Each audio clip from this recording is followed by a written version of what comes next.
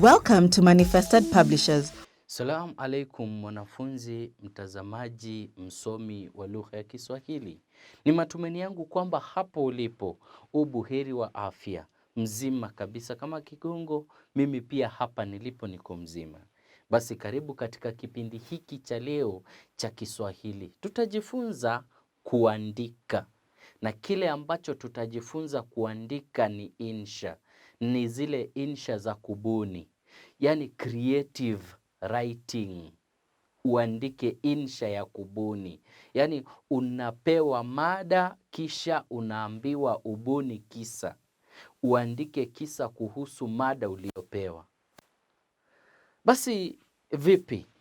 Nataka tujaribu kuzungumza tu kwa sababu hizi insha za kubuni zina mitindo tofauti tofauti ambayo inatumika katika uandishi wa insha. Na kawaida ningependa niseme hivi.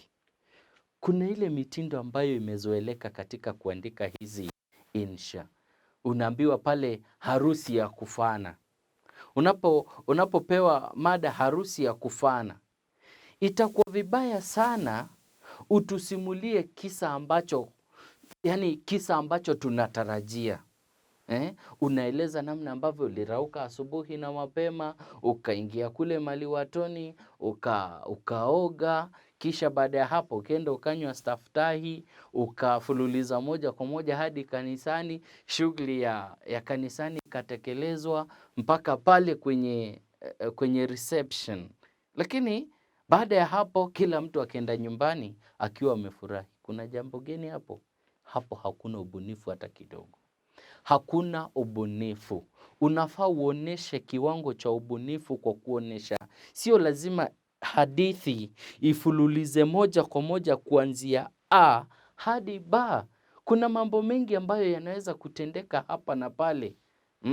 Sio lazima safari kutoka hapo nyumbani kwako kuelekea mjini iwe ni safari ya kwenda tu, iwe ni ya moja kwa moja. Mambo mengi yanaweza katendeka barabarani.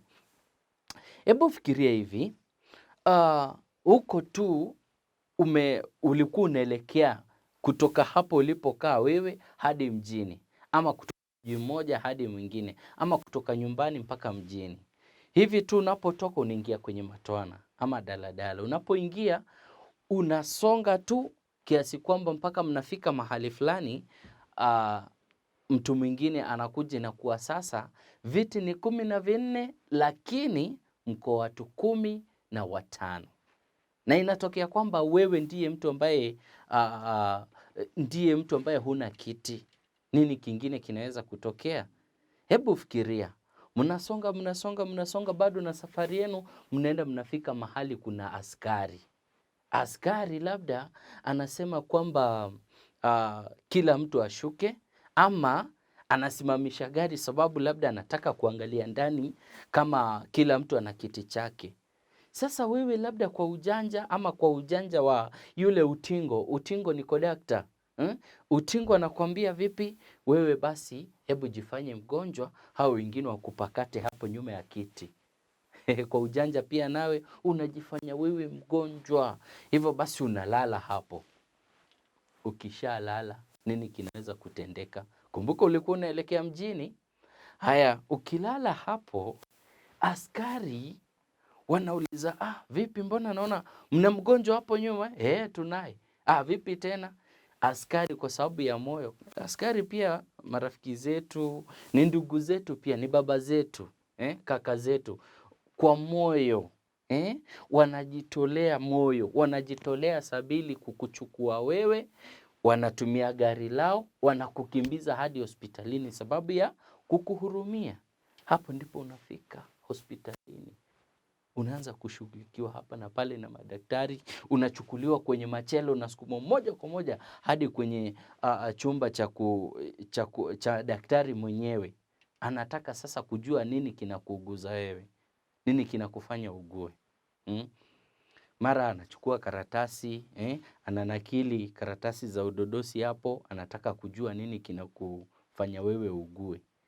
Unaeleza, lakini anakuja anakufanyia vipimo hapa na pale kwa kutumia stethoscope yake. Wewe huonekani kuwa na ugonjwa wowote. Kisha unasikia nesi anaitwa, anaambiwa, nesi basi njoo hapa nitayarishie huyu mgonjwa, nataka kumfanyia hata kama ni upasuaji mara moja. Ukisikia mambo ya upasuaji, hebu niambie, hadithi inaweza kuchukua mikondo tofauti. Nataka nikueleze kwamba bado ulikuwa ukielekea wapi? Mjini. Hebu fikiria, unaweza ukafanya nini kingine kutokana na hapo? Labda kidogo tu unapoingia pale kwenye chumba ambacho ni cha kufanyia upasuaji, unapata kuna baridi nyingi sana. Woga unakuingia. Nesi naye anaweza akaingia labda kule ndani. Alafu wewe ukibaki pale, maswali mkururo wa mambo, mawazo yanakusonga kwenye akili. Mara tu unapata upenyo. Wapi? Kwenye dirisha. Hapo unatokea kwenye dirisha na unatoroka.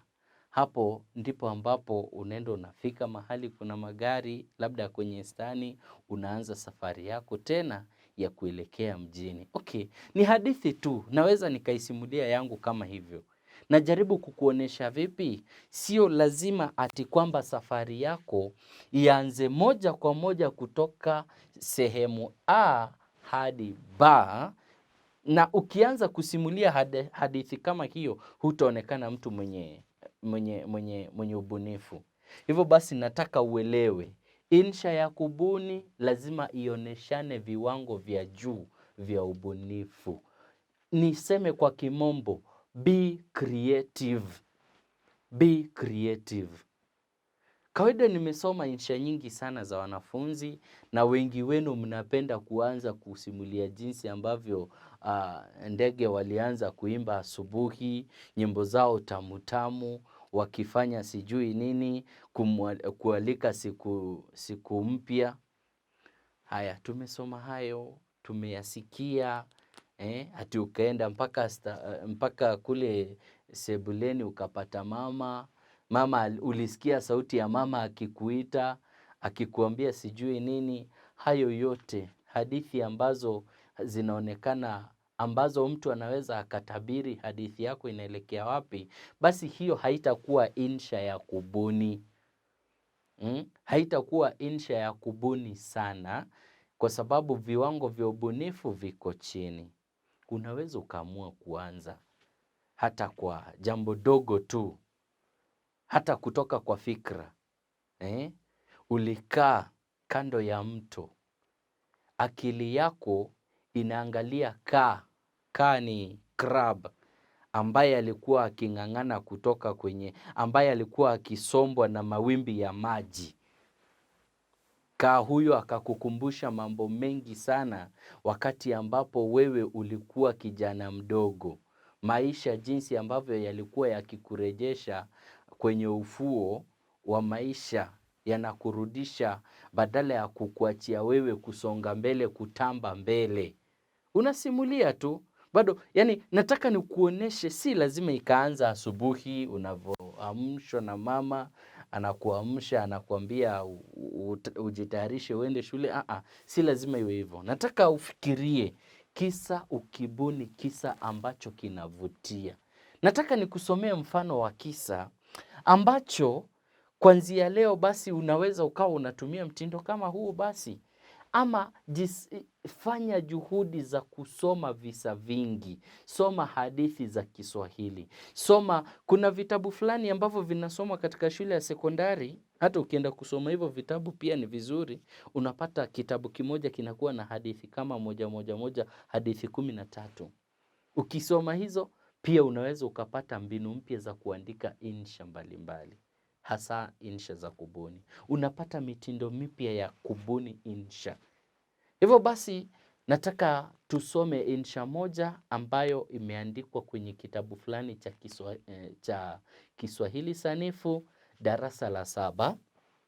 Mada ni siku ambayo sitasahau. Siku ambayo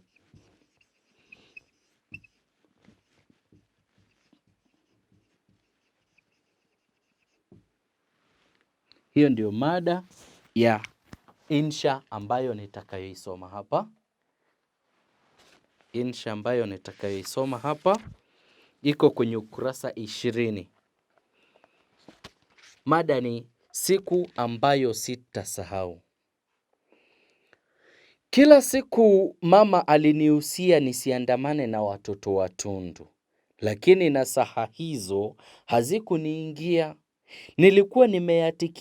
Nilikuwa nimeyatia masikio nta, nalo sikio la kufa halisikii dawa.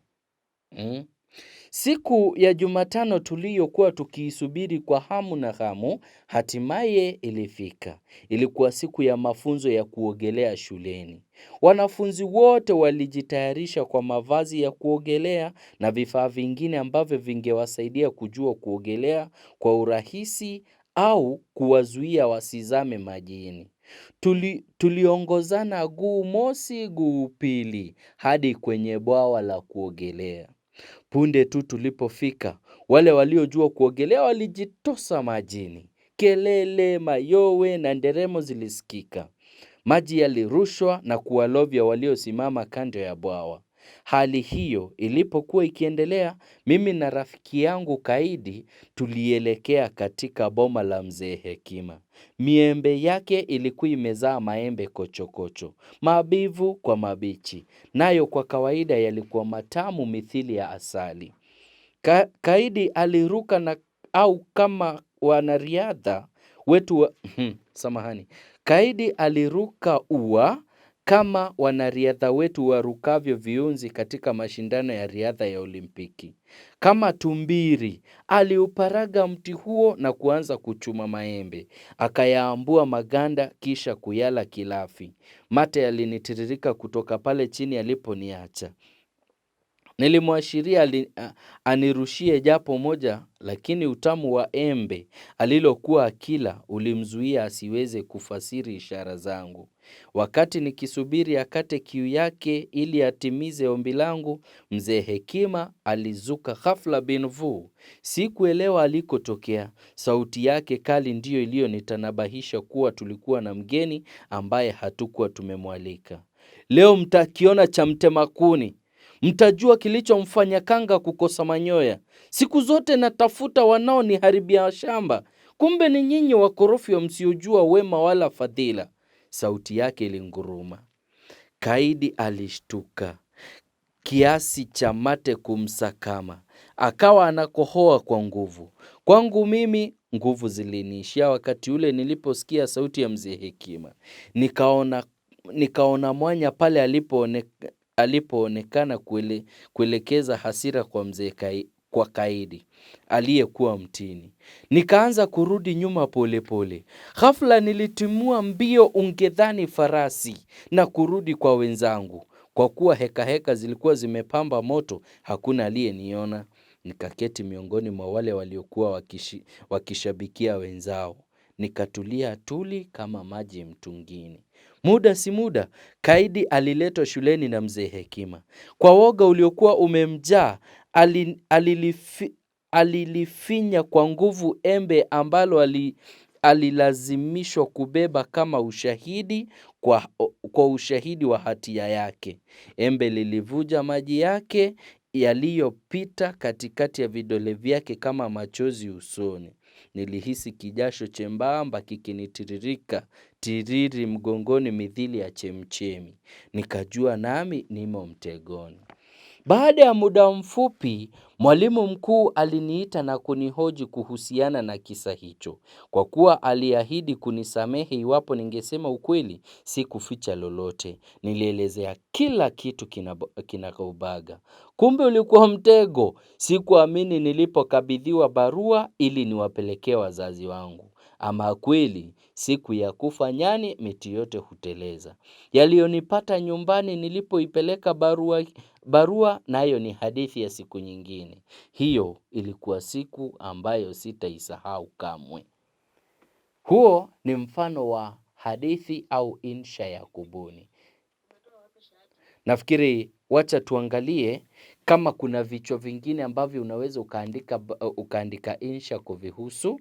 Na nataka ujaribu kuandika kisa. Nikupe tu zoezi kidogo ambalo unafaa kuandika.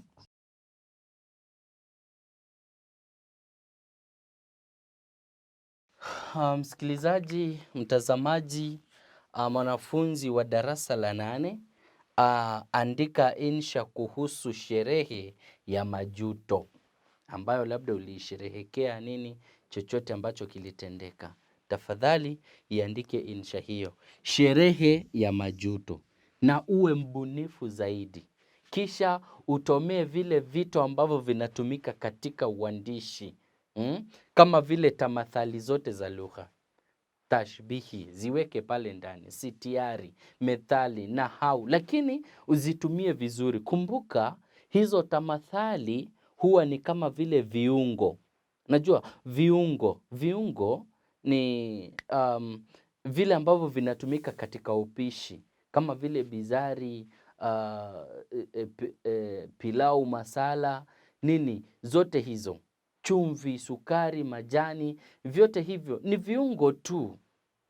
Hivyo basi ni vizuri ujue namna ya kutumia viungo vyenyewe. Usije ukarusha methali tu popote pale utakapojisikia kufanya. La, hakikisha kwamba unatumia hivyo viungo, tamathali zote za usemi ambazo unazifahamu katika insha utakayoitunga. Naomba kusitia hapo, nikiamini kwamba nimekusaidia katika uandishi wa insha kwa njia ya ubunifu zaidi. Nashukuru sana kwa ajili yako wewe kunisikiza na kutizama video hii hadi sasa hivi. Jina ni Mugambi James.